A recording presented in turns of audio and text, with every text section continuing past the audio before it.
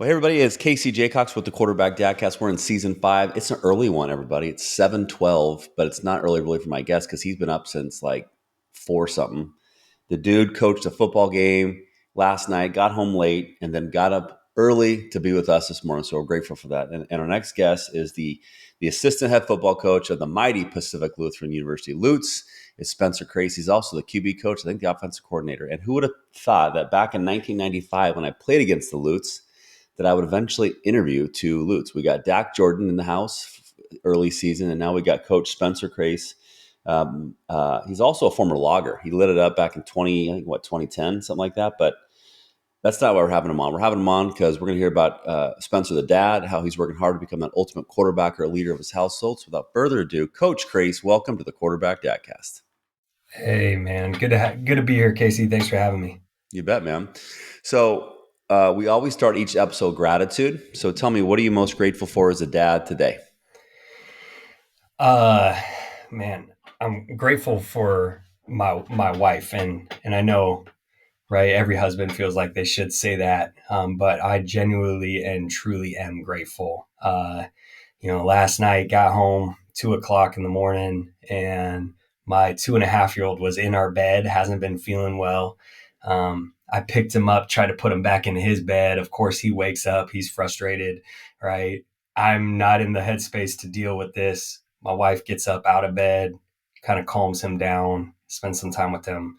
And, just her willingness to serve and just be patient is so critical and so such a blessing. So I'm grateful for her, man. I couldn't do what I do working with POU and FCA and all the different things that I'm juggling.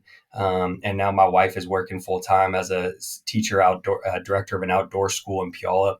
And so she's going 5 days a week. And so we're a busy household. And but yeah, definitely very, very grateful for her.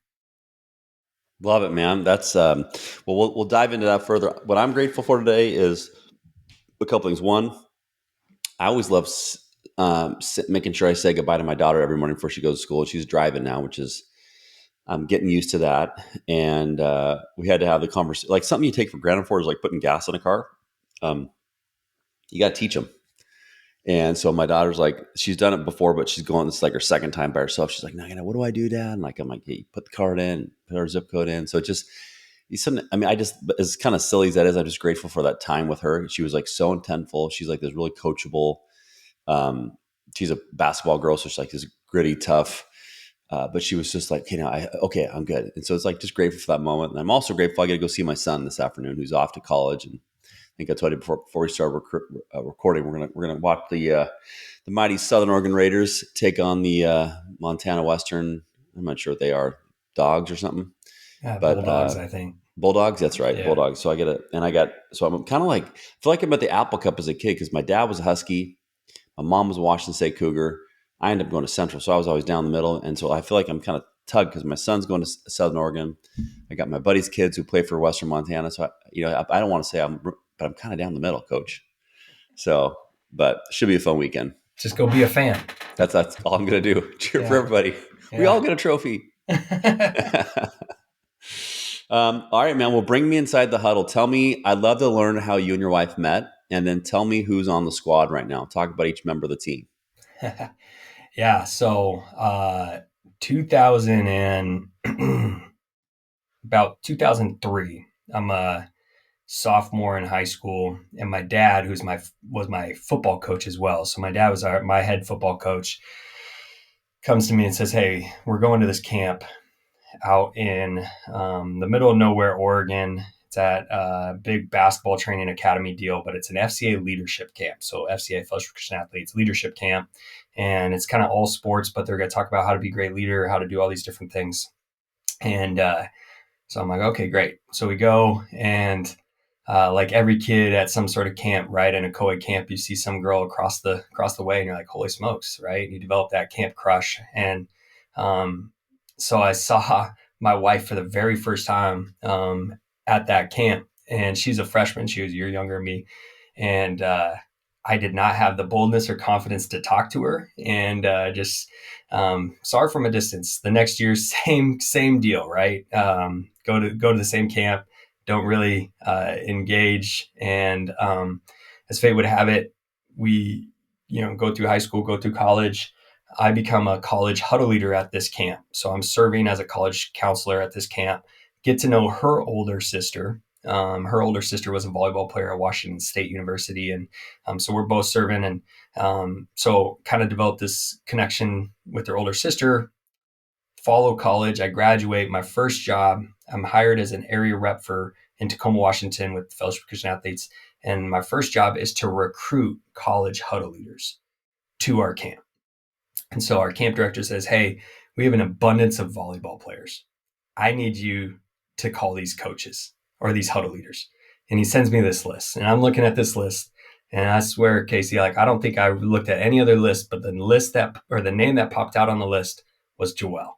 And that was my wife's name. I'm like, okay, I remember her, and I know her older sister, and I don't have contact information, right? So I do what every gentleman would do. I stalked her on Facebook. I find her on Facebook, shoot her a DM, and I say, "Hey, you actually probably don't know who I am. I actually know your sister. We have a lot of common bonds with FCA and different things." And I go, I'm on staff for hiring, trying to get coaches, blah blah, huddle leaders. Like, would you be willing to come out?" And she says, "I appreciate it. I'm actually graduating." She was a volleyball player at Seattle Pacific University. And she's like, "I'm graduating. I'm going to be moving back home. I don't know what the future holds. I don't think I can commit to it at this time." I said, "Well, maybe we should grab a cup of coffee and talk more about it." And so I was able to convince her to, little did I know she doesn't even drink coffee, but convinced her to go on a date with me. We went on 3 dates back to back to back, drove up to Seattle all 3 days just to see her. And so we end up dating long distance. I'm my first year coach at University of Puget Sound. Actually, I was going into my second season at University of Puget Sound, and we're dating long distance. She's down in Vancouver, Washington, and I decide to move back down to Oregon, partially because my dad's a high school coach down there. I wanted to get the opportunity to go coach with him, and then also the chance to be closer to her, and so we could start really dating and having a solid relationship. I get down there. The first 3 months are great. We're together. She comes to me and says, "I've got an opportunity in Bethel, Alaska to be a social worker." And I didn't want to be the guy that crushed her dreams and said, "No, I moved down here for you and now you're leaving." I said, "Okay, I think you should pursue this. And if it's going to work, it's going to work." So she ends up going to Bethel, Alaska, does it for just shy of a year. And during that time, while she's gone, we got engaged about halfway through it. So for the bulk of our relationship was a lot of long distance. So it really forced us to really tie into communication. We didn't have Zoom at that time, and she's also in Bethel, Alaska. And if you've ever been to Bethel, Alaska, it's not a place that people vacation to. So the cell service isn't great. We tried to Skype one time. I spent a week up there with her and her host family that she was living with, but it forced us to develop great communication strategies, talk on the phone, get to know each other. And I think it really solidified and deepened our relationship. And so, and then obviously she moves back home. We spent about, I want to say, close to a year of being engaged, and then got married, and now been married over 11 years. And so that's been the journey of getting to know my wife. And she's a collegiate athlete, comes from a family of athletes. Her dad was a pastor and now runs one of the biggest nonprofits to end the demand of sex trafficking called Epic. He gets asked to speak all around the country and does a phenomenal job. He played football at Montana and for the Grizz, and my mother-in-law was a gymnast at Montana. And so my wife kind of gets that athletic side of it, and there's a lot of coaches in the family. And so there's a lot of things that drew me to her. And now today we have 3 kids. Our oldest is Barrett. So we call him Bear. He's 8 years old in 3rd grade. And then my daughter is Hayden. We call her Hazy. And she's 5 in kindergarten. So just started kindergarten. And then my youngest, his name is Ridger. So think like Mountain Ridge. with an R, not Bridger, but Ridger. And he's 2.5, and he's currently in the outdoor school with my wife that they just started here in Puyallup at Farm 12. So yeah, that's the squad, man. We got 3 kids, 2 dogs. One of the dogs was a impulse buy after a end of season loss, and try and get rid of him as much as possible. But no, we love him, and it's a great family, great squad, and we're in the thick of it, man. We're going fast. Not a slow time for the Crace family right now. Not at all. I remember those ages vividly. It's actually funny. Like the family I want to go see. Shout out to Renee Plandry. That's the mom of the son Michael Plandry, who's quarterback for Montana Western. I remember when Ryder, my son, was like a month old. Had him in the baby Bjorn, was going for a walk, and they were like 2 doors down from us. And she's like, "Man, what a cute kid, blah, blah, blah. Enjoy it." I'm like, "Oh yeah." She's like, "It's gonna go fast." And I was like, "Man, can I just enjoy like the?" And I remember her saying that yesterday. And I am now 48 with an 18-year-old in college, and it goes. I mean, all the cliches are so true. So I just, man, the word present and gratitude are like so important for me because stuff goes by fast, and I mean, you get wrapped up in stuff along the way, but if you can kind of, I found for me, if I can kind of just, when those moments get tense or get frustrating, just take a deep breath. It's kind of like when you see a blitz you've never seen before, or like, oh, we had to shoot, I just throw a pick, or I can't control it, so it's like, get back in the huddle and do it again. So well, and that's a cool story. Actually, my wife and I were long distance too. She went to UW. She couldn't get into Central; just the academics were too difficult for her, as a joke. But but the long distance thing's legit. So I think it does make you appreciate each other more. And um, back then we didn't have email back then. That's how dated, how long that was for us. But well, cool. Well, now I even like to go back further and talk about what was life like growing up for you. You said you played for your pops, which I want to hear more about that. But talk about the what was life like growing for you in Oregon, and the talk about the impact your parents had on you now that you're a dad.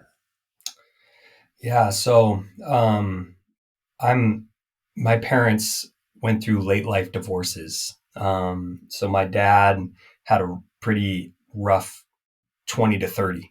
Had a few relationships, and he had my brother. My brother lives in Scottsdale, Arizona.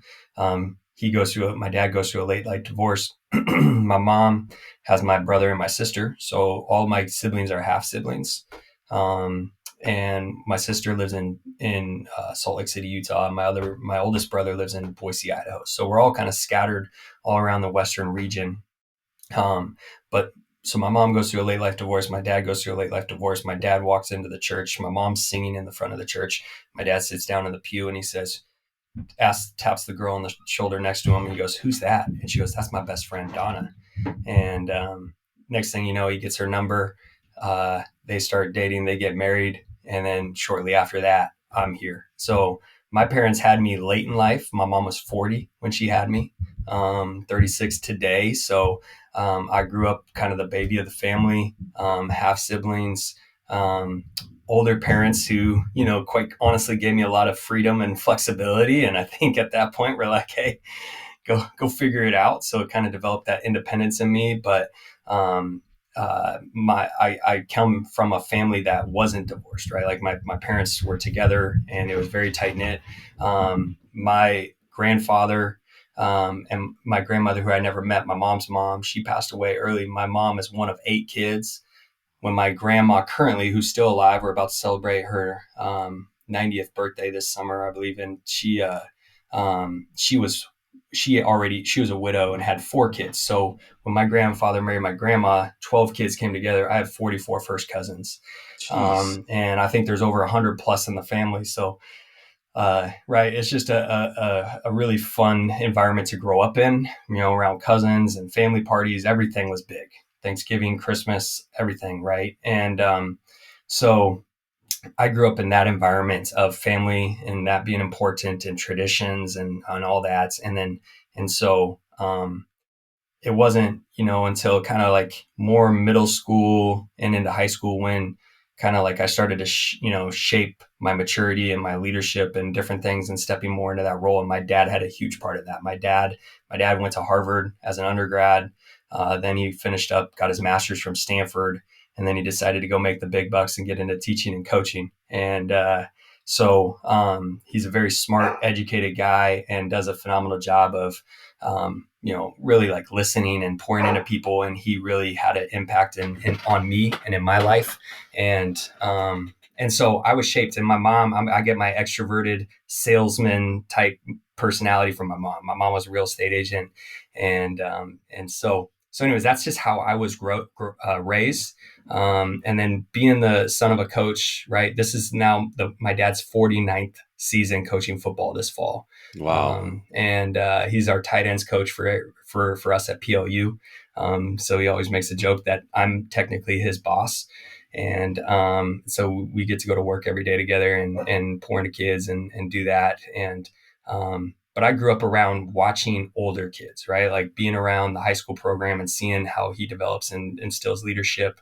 And I think from a young age, like that was very important for my development. And I grew up watching guys like Cade McNown, fourth in the Heisman Trophy candidacy, Chicago Bears didn't have the best NFL career. But he was a guy like I was a young kid watching from the sidelines right. And just some of the greats that my dad has had a chance to coach and be around. And so that was my upbringing. Grew up in a little town called Wilsonville, Oregon. After we moved from Westland, Oregon to Wilsonville, my dad started that school, and it was absolutely just a great place for me to grow up, great community.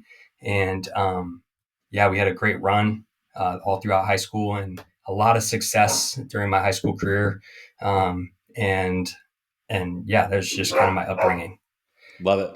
What tell me like a couple of the core values that were super important for your family. Like these are the must-haves your dad instilled in you that like you're just like when I think of like when you go flash back to that day or that time of your life, like tell me what comes to mind, like what values really stand out. I think core values, my dad always would say, right, his mentor is a guy named Bob Mawad. I don't know if you've probably heard of Trevor, Trevor's right? dad. Trevor passed away. Yeah. Yep. And obviously Bob passed away. And so Bob mentored my dad. And, so I grew up a lot with that kind of, mental training and different things. And, my dad would always say, check up from the neck up, right? Like, are you having a checkup from the neck up, right? Where are you at mentally? How do we clear our minds? And I think some of the values that my parents instilled with me was not being afraid to go out and be told no. I think my mom always was like, it doesn't hurt to ask. And my mom will ask for anything, right? And, she'd be like, oh, like, we're a nonprofit, why can't you give us 50% off? Like just trying to give us, trying to create deals and do different things and all that. Sorry, my dog is barking. Right. I don't know if you can hear her. So I think they've instilled in me like this ability to not be afraid of rejection, not be afraid of conflict. And that's something that I kind of am wired as like in the coaching world. There's a lot of conflict. Everyone's got an opinion. Everyone knows how to run the ball on third down, especially the dad up in the stands who thinks he's the smartest coach in the world.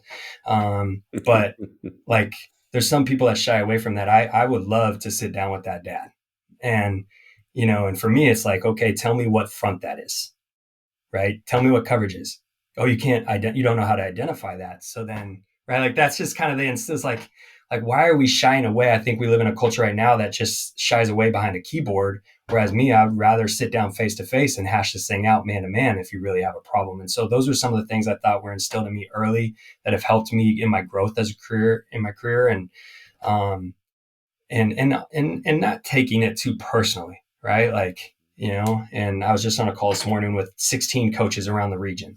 And this is one of the things we were talking about. One of the coaches was sharing about a dad talking to him about how he should utilize his son.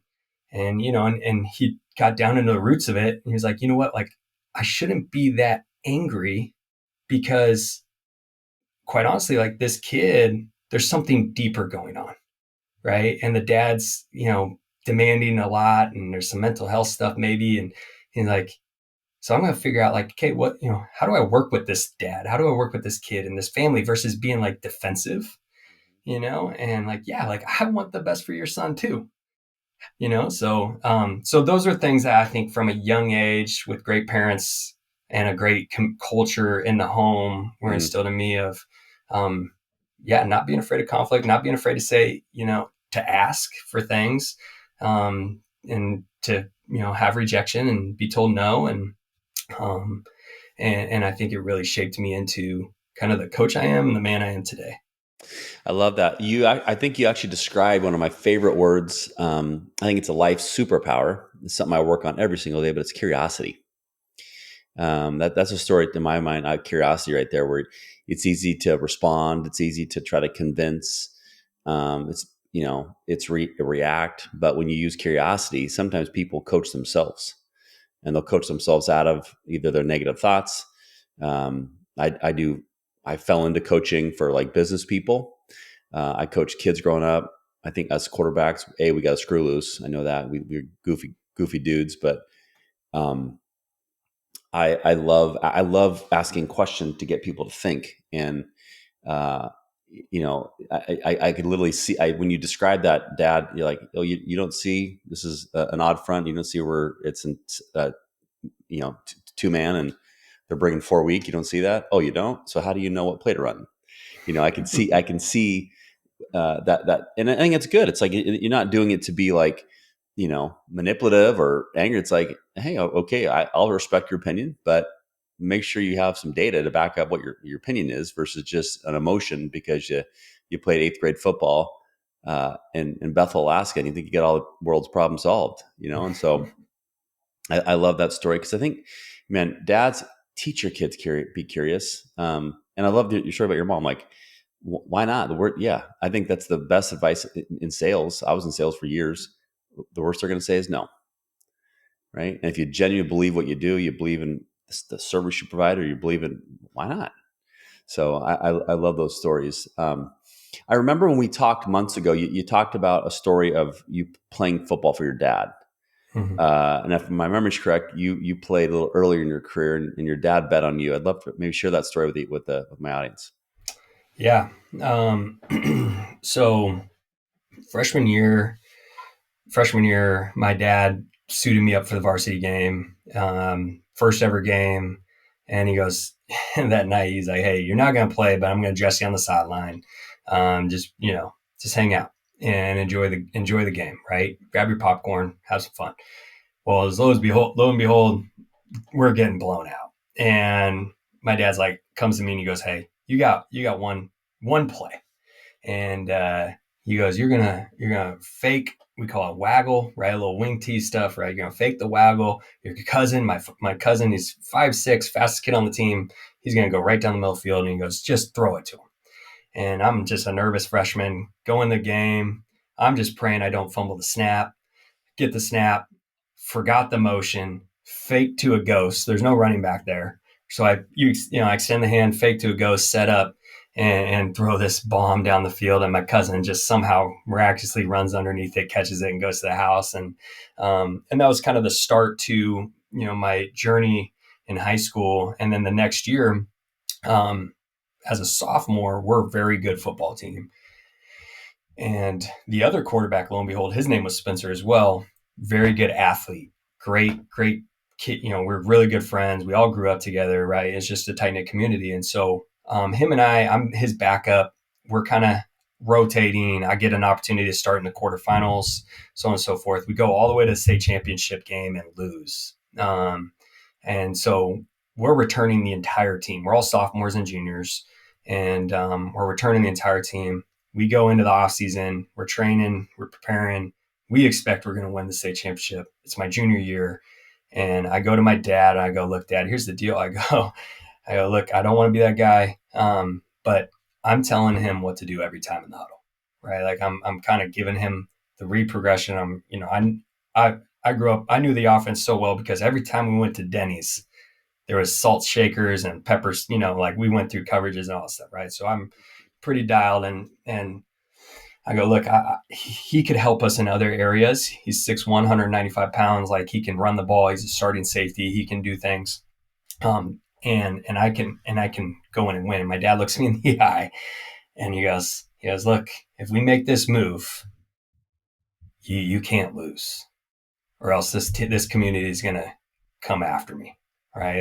They're going to come after me because we just went to state championship the year before with this guy kind of leading the helm. Now, granted, I had a part in that and played quite a bit, but he goes, you can't lose. And it was a cool experience. And lo and behold, right, we go 13-0, run the table and won the state championship, and all is well. And just that experience with my dad to take a shot on me, show that he believed in me.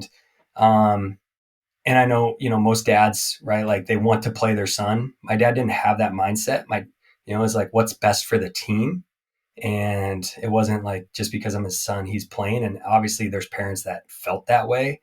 But what was best for the team was for me to be the quarterback and for this other guy to be a running back and starting safety. And he dominated in those positions like we knew he would. And that's just, I think, a message that I tell the guys is like, I tell our kids at PLU, know your value. Right? Know your value. Some of you guys are fast. Some of you guys aren't very fast. Some of you guys are bigger, smaller, whatever. Like, what value do you bring to the team? And that's the beauty of the game of football. And so that was a message early on in my career as a player, to see my dad and how he handled that. And then also to be able to take on the pressure, and be like, okay, the ball's in my hands. Let's go rock and roll. Let's go make this thing happen. So fun. That's a lot of risk for sure, but I think the word that you said I love is believe, which is, those that can see this on video, it's behind me. I think the word believe is such an undervalued word. People don't talk about it enough, but like, if you believe in yourself, if people believe in you, it's like one of the greatest gifts we as parents can give our kids is, hey man, I love you. I believe in you. And, your dad did that, I think, very, very well, to give you the confidence to, hey, listen to you, but make the right decision for the team. And like, shout out to the other Spencer for checking his ego and being able to be a great teammate. And I'm sure that wasn't easy for him, but all these life lessons or experiences, I bet those are now life lessons that you probably apply to either the Lutes or your kids or other people in your life. And so I love that story. You've mentioned FCA a couple of times. Talk about how you got involved with FCM. People don't know what that is. Maybe talk about what it is and how did it shape you how does that organization just kind of help you as a father? Yeah, FCA stands for Fellowship of Christian Athletes. It's the #1 sports ministry in the entire world. Been over 65 plus years of existence, 2,500 plus staff across the United States, and then now growing globally. And for me, it has shaped me, as a father, just in regards to how I want to raise my kids, and, understanding how do we take our faith and implement that into, sport and our life and adversity and just the different things that are going to come up and hit you across the face. Right. And it's adversity is inevitable. Right. And so I always talk, consider it pure joy, my brothers, when you face trials of many kinds, because the testing of your faith develops perseverance. So you're going to face trials. It's just inevitable. But if you can keep your faith during the tough times, during the dark times, during the adversity, when you get punched in the face, and you keep going and persevere through it, then you will find joy. And like, that's the first part of that verse is like, consider it pure joy when you face trials. Like, in today's day and age, we don't talk about that. It's like, you just went bankrupt. You should point your fingers, cast blame, and play the woe is me card, go into a deep depression, start, whatever. Like, no, like I'm raising up. I'm reading a book right now, Raising the Modern Day Knight, and I'm on a mission right now to raise two young boys to become modern day knights.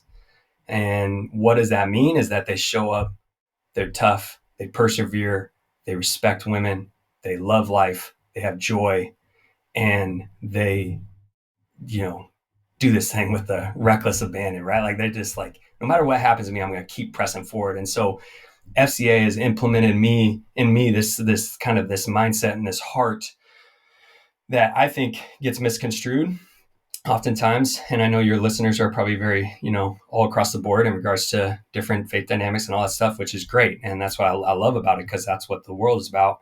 Is I think we all have to be able to come together and to be able to have conversations and not be afraid of conflict and not be afraid of disagreements, or, hey, you believe something and I believe this. Like, okay, like, doesn't mean we hate each other, Right. right? Like, how can we work through this and also like understand, like, hey, that's where he's at, that's where I'm at. Like, all right, we're gonna be okay. We can still be friends, right? And so I want to use this, like when FCA comes into the world, like in the huddle. When you get 11 guys in the huddle, not all of them are the same. Mm-mm. All of them come from socioeconomic background, different socioeconomic backgrounds. They're all, different diversity and different beliefs and all the different things that come. That's the beauty of the sport. And that's what I think FCA does better than anyone. And last year, our theme was every. And we're talking about every person, every color, every race, every gender, all this stuff, right? And so how can I instill that in my kids? Is that when my kids walk into a school, because they go to a public school and they see a lot of crazy stuff, and there's things that I've heard them relay to me over the last week that aren't necessarily what I want my 8-year-old hearing. However, I'm putting them in there to be a great person and a light, and I'm confident in how I raise them, that they will stand firm, right? They won't fall to the wayside. And because my wife and I are tightly knit and we're on the same page. And if parents aren't on the same page and speaking the same vernacular and running the same play in the playbook, then your kids are going to, we're running power right, but your kids running counter left, and that's where I think is the disconnect. And that's how FCA, I think, brings us together. And it also creates we go to camps together, we stay in the dorms together, right? And it creates that experience for us and our kids to, hear messages, but also see kids like who are just like them, who are going through struggles, but find hope. And we need a lot more hope in this world. And so whether you're Christian or not, at the end of the day, I firmly believe that a foundation like FCA is raising up warriors, and the power of sport right now, we're seeing it more than ever. Guys using the platform, right, to inspire younger generations. Now, there's some, unfortunately, that are using their platform for wrong, right, and doing dumb stuff and racing cars down the freeway and making bad decisions and all that kind of stuff. However, there's some that I think if we can, really shed light onto them, that they're saying, hey, I've been blessed with this opportunity. I want to pour it back into the youth of our generation so they can see how to do it correctly. And so I'm really passionate. It's why I coach, is because I have an opportunity to impact 100 kids every single year. And Billy Graham said that a coach will impact more in 1 year than most of us will ever do in a lifetime. And so that's why FCA has been a big part of me. It's shaped me into the man I am today, and also into the competitor, the athlete, and the coach. And I think a lot of people say, oh, like you're a Christian, you must be really soft. I'm like, absolutely not. Like, I'm going to come smack you in the face and we're going to run it right down your throat. Love it. We're going to win. And that's the mindset, is like, we are going to play in such a way that we are going to compete to win because of our faith, because of the foundation, because of, in my mind, of because Jesus carried a cross after being whipped, beaten, spit on, and he did it all the way up the mountain. So because I'm tired, because someone said no to me, because someone broke up with me, like, come on, get out of your room. Like, you're soft, right? Like, I have no time for soft, passive men in this world. It just drives me bonkers. I have no time for it. And so that's why I'm on a mission to raise real men. And I'm starting in my own home with my 2 sons. And my daughter will be the most confident, courageous, bold woman you'll ever meet, because I speak life into her every single day. And I want her to know who she is, and her identity is not what Instagram tells her. Big reason why they don't have Instagram or any phone or anything of that nature, because I'm a firm believer in not having that right now. But I want to be the person, I want to be the image of a man in her life, so she can go as she moves on, and gets older and boys start trying to date her. I want her to be like, no, I know what a real man looks like. Sorry, no time for you. Yeah. I love that, man. Well, I love having a tough daughter, so I love that we're on the same page with that one. I do. Before I forget, I got to give love to Coach Valak because he's a Mm-hmm. former Loot, if my memory's correct. He was a former, I think season 2-ish. Mm-hmm. Coach Valak, fantastic. Go Liberty, and then Ryan Johnson, Mm-hmm. FCA. He was a former guest too, so I wanted to make sure I almost forgot to give those guys some love, but. Um, I think there is so much about the religion piece. It does get put in different. Some people have strong opinions either way. I personally, I don't go to church, but I'm very faith based. I'm very um, spiritual. I like every morning I wake up. I mean, I look at a scripture. Sometimes I don't know what it means, but sometimes I'm like, ooh. And I like the habit of like the Bible app that tells me how many days in a row I've done it. But I also love I like from a faith perspective, like I do gratitude work every morning. So like in my journal, the first thing I say is, God, thanks for waking me up today. Mm-hmm. And I literally, Spencer, when I do it, I find myself smiling.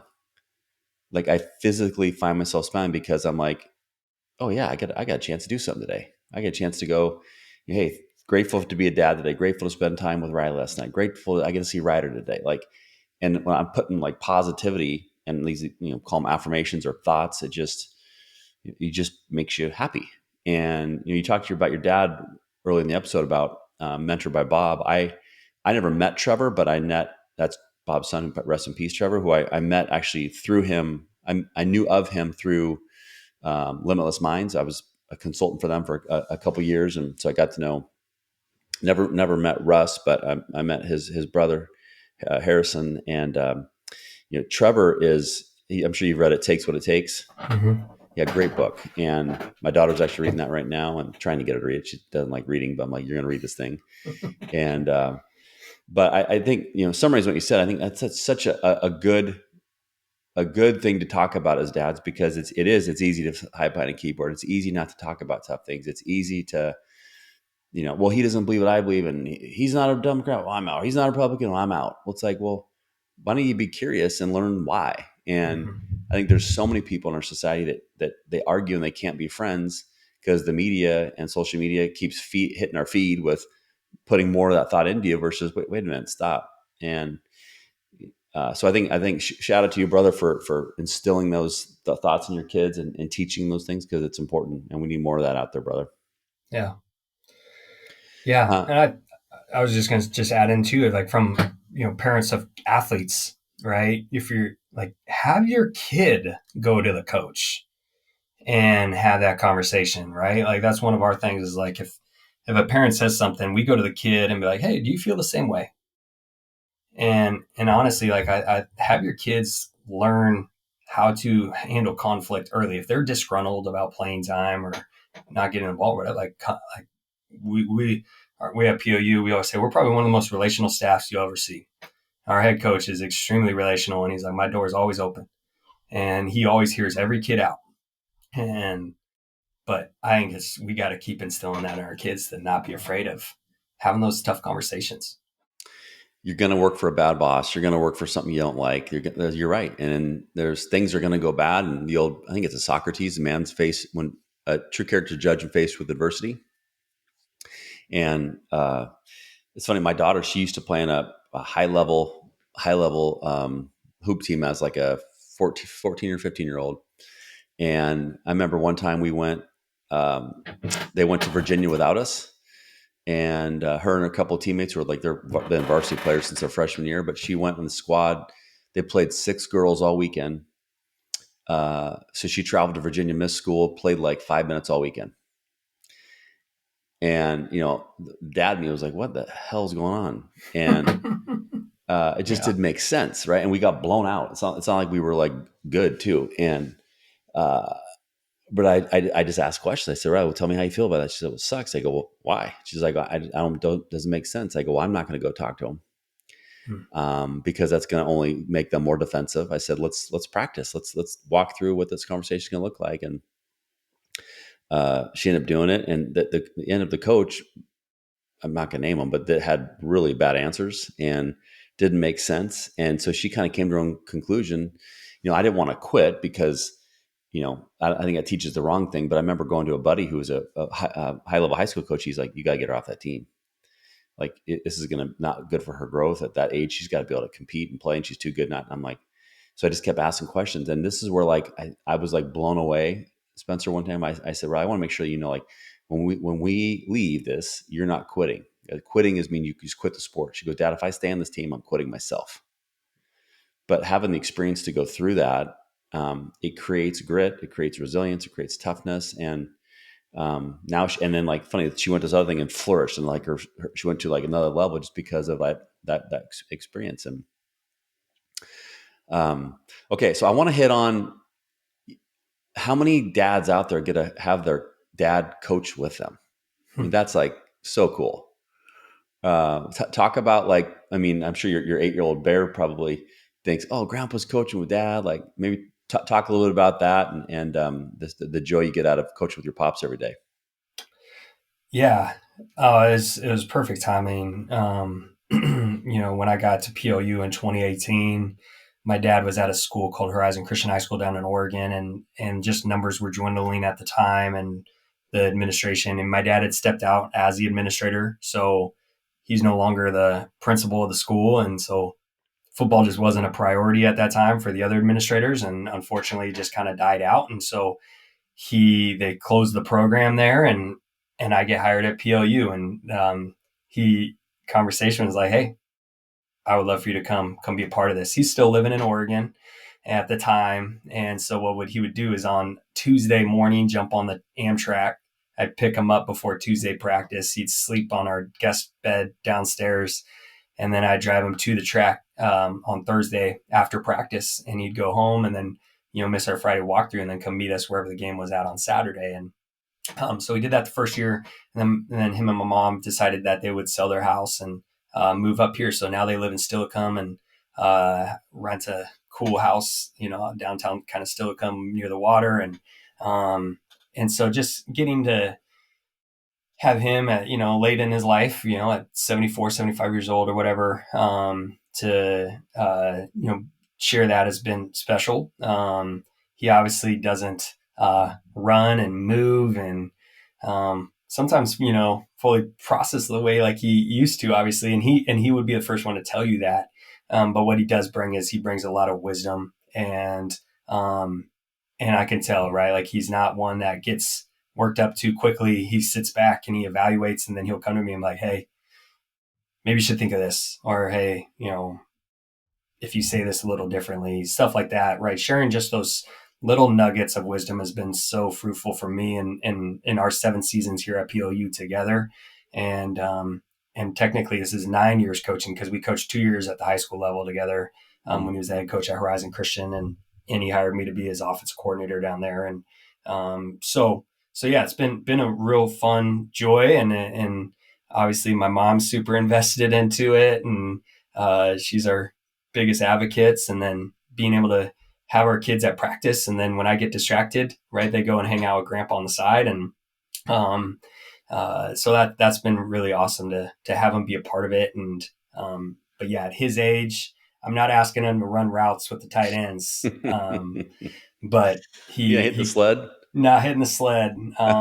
But he can definitely bring a lot of wisdom and value to these guys, and they call him Pops. Our players call him Pops or Papa Crace, and I think some of our young guys, as they get older, right, as they get older in their career at POU, they start to realize, like, I could learn something from this guy. Some of the freshmen, I think sometimes maybe they don't think that way right away.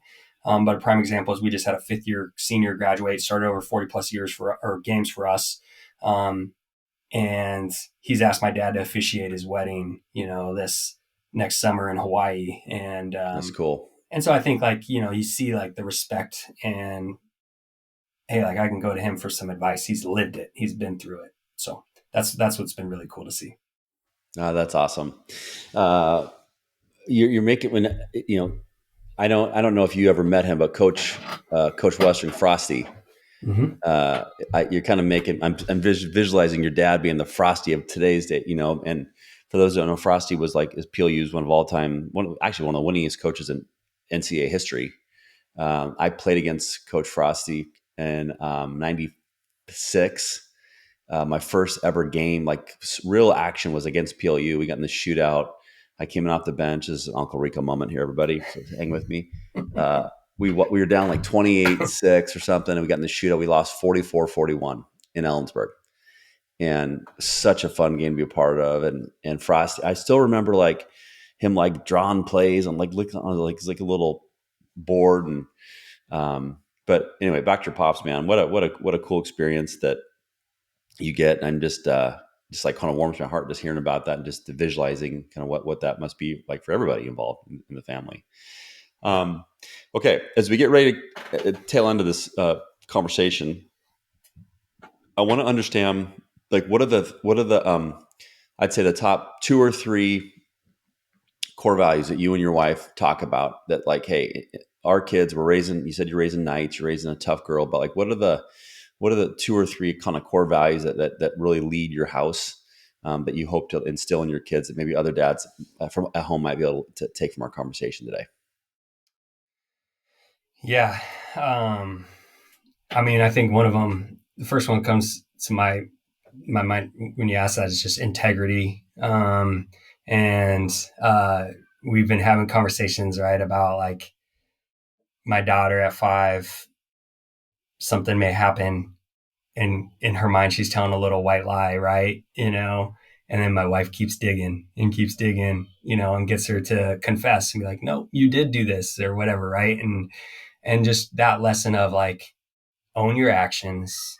um we're gonna fail, and we still love you, right? Like, just because you messed up, made a bad decision, right? Like, we're going to help support you. And when I think of integrity, one of the things I remember, I'll never forget my dad telling me he was interviewed for a job, and they asked, well, what's integrity mean to you? And ran the root word integer. And it's like, it's whole and complete with nothing left out. Whole and complete with nothing left out. And so, um, how can we raise kids with integrity that are whole and complete with nothing left out, right? Like, they know who they are. They know, hey, like in this situation, is it good or bad, right? And we're all going to make mistakes. We're going to have grace. But I think that's definitely a pillar that I would say is something we want to continue to instill our kids. Um, my wife, from a very young age, with our kids at a young age, be in bed, put them down to bed, and she'd have them kind of repeat affirmations, right? Like, I'm brave, I'm confident, I'm courageous, I'm smart, right? So I think this, I would say, a pillar of just self confidence, right? This belief in themselves, because we're in a culture right now that I think is trying to put that down, and I want to have kids that are confident in who they are. And so how do we speak life into them? How do we continue to uplift them? And one of the things, right, like, I don't want my kids to think their identity is in sport. And my son's playing flag football right now, and at the end of the game, as proud of as I am, because he can sling it, he can do some really good things, and I'm excited to watch him grow and develop in sport. I always try and tell him, I just love watching you play. Not, I love that throw on second down where you hit the dig, like, Mm-hmm. not necessarily that, just, I love watching you play. I want him to have the mindset of, dad just is enjoying me competing. Whether you win, whether you lose, whether you're successful, doesn't matter to me. I just love that you're out there. And I always make the joke. I go, Bear, all your other friends are sitting on the couch eating Cheetos and playing video games, but you're out here competing and having fun and using your gifts and talents. I love watching that, and no matter what happens, I love Where'd you it. learn that? I heard that. recently, probably last year, uh, I can't remember who, but I heard someone I say that. know. Who was it? I'd be willing to bet it's Coach Bruce Brown. It might have been Bruce. Yeah, I know Bruce personally. I mean, I'm sure, right? All of us steal something from someone. Um, but He yeah. wrote so Coach Brown. Well, hey, I love those things you're teaching in your house. Shout out. Those are fantastic. But Coach Brown's former guest on the show. Coach Brown wrote an article called "The Car Ride Home." They spoke about it, and Yep. I actually read that article when my son was like 7 or 8, and I love that you were doing that, dude, because you could be like, well, hey, state champ, competitive, ultra this, ultra that, whatever, blah blah blah, but you're still not tying an outcome of a game to who your son is, or who your daughter is, or who you are, because in the end, it's all going to go away. Like when I get to speak to companies, I love what you just said, because it's like I had I would say, a good run in corporate. It's over. I had a good career at Central playing football. It's over. Doesn't change who I am.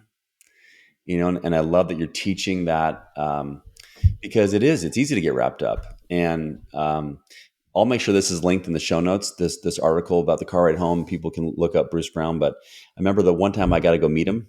Mm-hmm. My buddy Josh McFadden introduced me to him, and I remember I talked to him and had him on the podcast. I said, "Hey, man, Coach, I'd love to like buy you lunch." He's like, "Nah, I can't let you do that." I'm like, "God, no, I get it. You probably get these requests all the time." He's like, "But if you want to come to my house, I'll make you lunch." I'm like, "What?" I'm like, "I'm in." So I literally drove up north. I spent 5 hours with him, 5 hours at his house. My wife's like, "What are you doing?" I'm like, "I'm just going to go just soak up the wisdom and just ask questions and be around him." And so you obviously hit a nerve with that because it just brought me back to that. And I hope that parents, if you're taking notes like I am, like that, what Spencer just said is so, so, so, so important. Because if they're good, they're going to be good. If they're whatever their sport, they're going to figure it out. It's nothing like you talking to coach or you doing whatever you're going to do. They're going to figure it out themselves. Um, I love that though. Okay. If you think of an area of your dad game, maybe that it's not where you want it, that you're willing to say, man, this is an area of my game I got to get better. And I'll lead my witness here. For me, it's constantly working on my patience. Mm-hmm. Um, but Spencer, tell me, and maybe as I say that, tell me an area of your dad game that maybe might speak to other dads at home, that because none of us are perfect, we all can find ways to get better. Tell me what comes to mind. Yeah, what comes to mind right away is when I come home, and that when you walk through the door and you've been busy, you've been working all day, and you come and you walk through the door and it's chaos, right? And maybe the house is a mess, the kitchen may be a mess or whatever, right? Like, and my wife, she knows kind of my love language in regards to, like, I'm pretty clean, I'm an organized guy, and she does a great job. And like, and then I come home and sometimes, right, like I want to jump right into, okay, I'm home now, I got to do my house projects, right? I got to clean, I got to do that. And then my son comes to me or my daughter comes to me and they're like, hey, will you go play? Will you come throw the ball? Will you go ride the bike? Will you do this? And there's that moment, and I'm not perfect at this. I quite honestly, I suck at it majority of the time. Is like, hey, I'm tired. I still got this to do. Or, hey, I've got this recruiting call I got to go make. Or, like things like constantly come up. But I notice that when I come home, I put my phone in the room and I say, all right, let's go to the park. And if it's 10, 15 minutes of just playing catch or being present, I'm dog tired. I want to do it because I'm a dad, but I also just want to sit down, right? Or knock out other projects that I haven't been able to finish today and cross off lists, the to-do list. But that's an area of my dad game that I need to get better at. There's a song that's like a country song. I can't remember who, but I've heard it. And it's like he's talking about on his drive home, and he's like counting his blessings, his gratitude. He's like, I keep I hit 3 green lights, and I'll find it to you. I'll text it to you, Casey. And he's like, and then there's a line in there. It's like the second chorus, and he gets there. He's like, I get home. He's like, all I want to do is kick off my boots, and just sit on the couch. And he's like, but not tonight. Like, I'm going to go throw the pigskin with my son. I'm going to tuck my kids in and read a story tonight. I'm going to spend time with the wife after dinner and do those things. Like, he's talking about that. And it's like, man, I can really resonate with that because yeah, I'm tired at the end of the day. I'm up early, go late. And so that's a part of my dad game is just being present. And, we live in a great neighborhood. We got a great community, great neighborhood, but, and I'll say this, if any parent ever does listen to this, not enough parents are outside. And quite honestly, you look at our house and there's probably about 15 kids on average in our driveway. And it's because my wife and I go out and we play, we're present, and our kids see that. And now the other kids come and knock on our door and they ask Bear if, his dad could come play and be the all-time quarterback or whatever. And like, I want to do that as much as possible. And that's the life I want my kids to experience. But it is hard to do it consistently.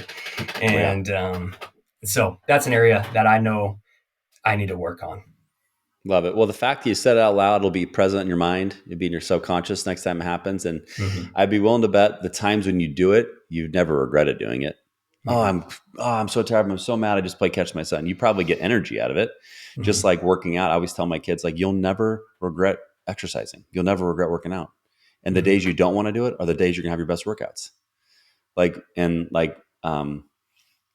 What you said, like, just really spoke to me. Like, as I flashback when my kids were young, like, whether it's, running routes, playing catch, going to putt with my son. My daughter, our thing is rebounding. Like, I rebound for her, and it is like my favorite thing to do with my daughter. And, my wife has so many strengths and she's talented woman. But like, the rebounding's our jam, and like for me, back to the patient side, when I led my witness here, I said, patience. My dad was super impatient, rest in peace, Pops. But, when I say it, then I know I'm cognizant of it. Right. And like, there's this phrase, thoughts become things. When we put these thoughts into our head, negative or positive, we can manifest them. So I think for me, I love just, again, back to you said, when the things you said, facing this adversity head on. That's why I like asking dads that question, because no dad's perfect.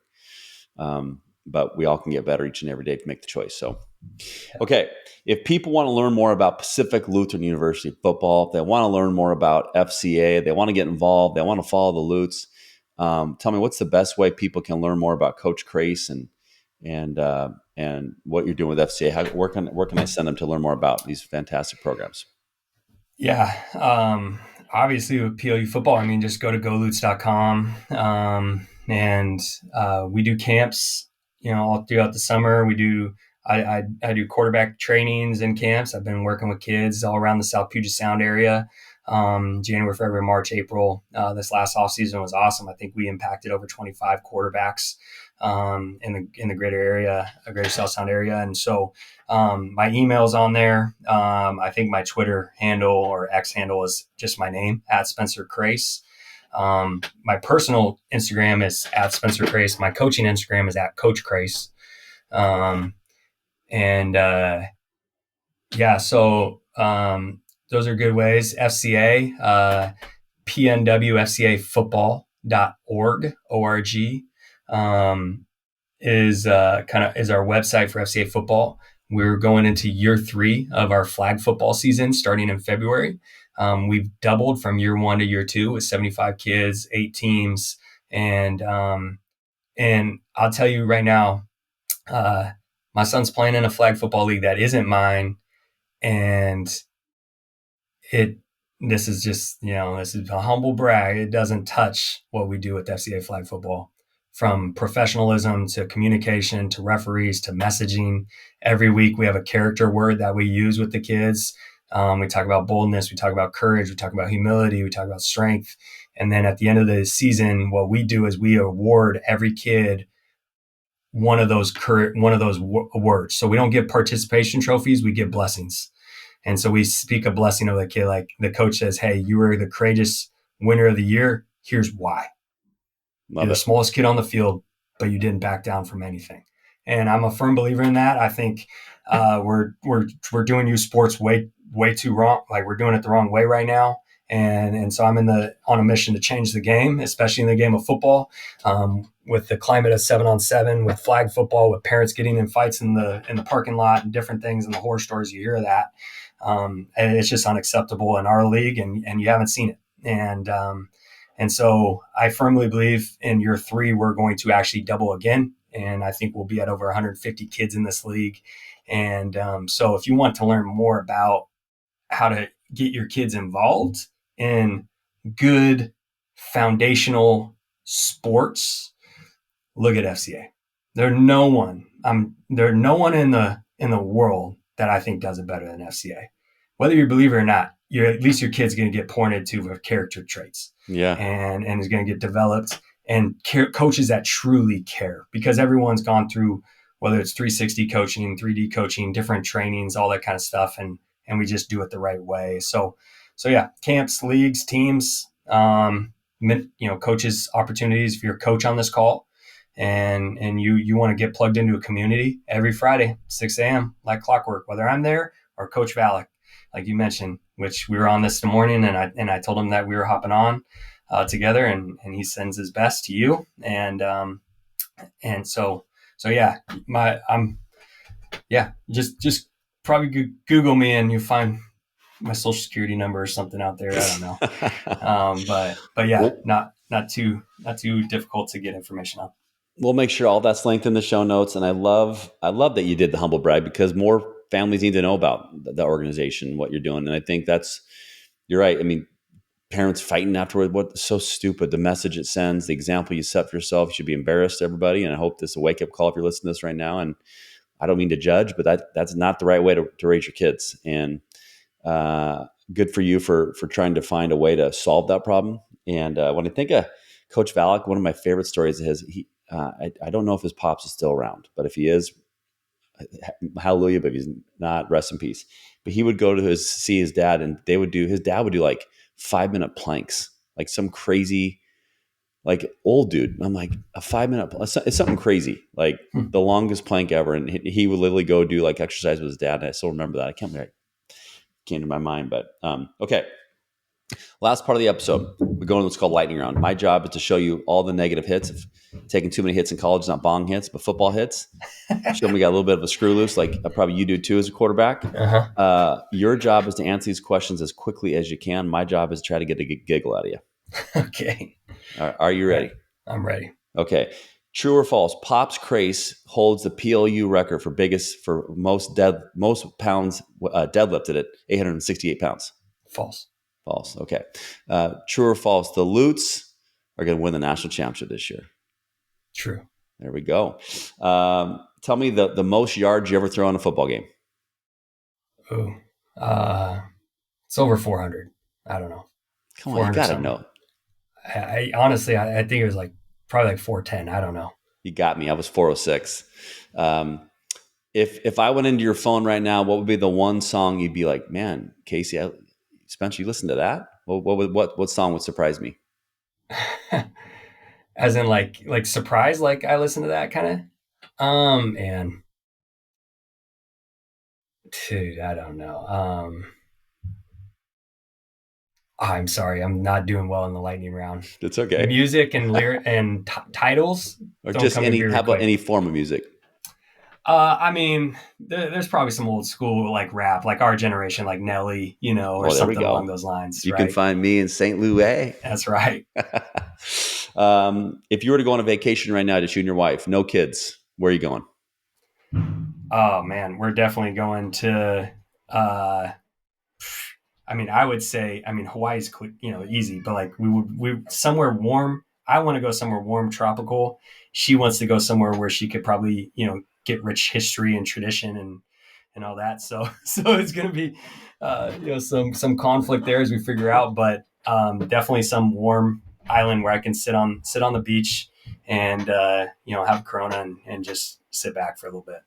There we go. Sounds good. If I came to your house for dinner tonight, what would we have? Ooh, steak, mashed potatoes, corn, salad. Yeah, that's my go-to. Sounds good. Tell me the last book you read. The last book I read was actually The Score That Matters, by Ryan Hawk. And and I'm reading Raising a Modern Day Knight right now. Ryan Hawk, former guest in the podcast. Mm-hmm. Yep. Interviewed him. Great dude. If there was to be a book written about your life, tell me the title.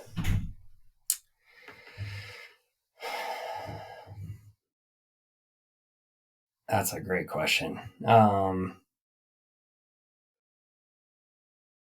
Well, I mean, I told you before, like one of my hopes and dreams is to write a book called The Greatest Coach You Never Knew. I would hope that would be about my life. There we To go. be humble enough to, I'm coaching a little D3 football here in Tacoma, Washington, but we still talk about Frosty Western. That's right. So you don't have to be at the highest level to be a great coach. And I would hope that the greatest coach you never knew. Just I am in great, meaning I impacted more lives than wins. Love it. Now, okay, the greatest coach you ever knew. Believe it or not, Spencer, this thing is selling out everywhere. Airports can't hold it. Barnes Noble, they can't keep it on the shelves. And so now Netflix is going to make a movie about the greatest coach you never knew. And you are now the casting director. I need to know who's going to star you in this critically acclaimed hit new movie. Matthew McConaughey, for sure. All right. There we go. All right. And last question. Tell me 2 words that describe your wife. Patient. And there's a lot of words. I mean, she's patient and just absolutely loving. I mean, she's got a heart for people, for animals, I've never seen anyone more compassionate than her. There we go. Lightning round's over. We'll call those second words hyphenated. So you got 2 words in there, so that counts as 2 words. But yeah, man, it's been a blast getting to know you. I love your mindset. I love the humility. I love the values you're teaching your kids. I love the values you're teaching the Lutes. I love the values you're teaching through FCA. And it's been just a blast spending time with you. I know we're going to hopefully meet in the future one day, maybe on the golf course or in a quarterback room or wherever we're going to meet. But it's been a blast spending time with you. I want to say thanks to our sponsors who continue to support us. Thank you, all the dads who listen every week. If there's an episode that hits you, please share it with another dad. The more that we can help impact dads and create better mindsets for fathers, the better we're going to shape the youth going forward. And Spencer, just really grateful for your time today. So thanks again, brother. Appreciate you. Appreciate you. Thank you.